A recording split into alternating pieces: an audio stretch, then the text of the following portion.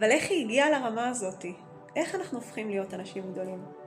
ביום שלישי האחרון הייתי בשני ניחומי אבלים, אמא אחת של חברה לעבודה, אמא של דוד יקר, שתי נשים צדיקות, גדולות מהחיים, נשות חסד, ואני מגיעה לניחומי אבלים ואומרים להן שטוב ללכת לבית האבל, ולא סתם אומרים את זה, כי אתה לומד כל כך הרבה ואתה יוצא עם רצון כל כך להשתפר ולהיות יותר טוב. אחד הדברים שיותר זכורים לי זה השאלה, איך היא הגיעה לזה? איך היא הצליחה? והתשובה שהגיעה כל כך חזקה. היא אמרה, היא עבדה על זה. זה לא בא לה בקלות. זה שנים של עבודה אישית ובחירות יומיומיות.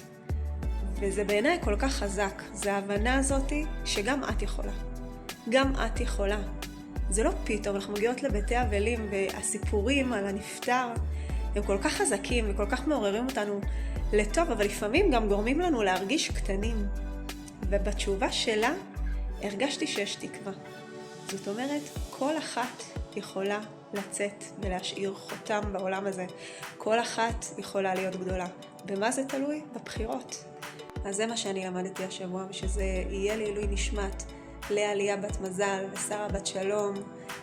מוזמנת כמובן להצטרף לקבוצת הוואטסאפ שלי הולכת וגדלה, לעוד תכנים, וזהו, נפגש בסרטון הבא.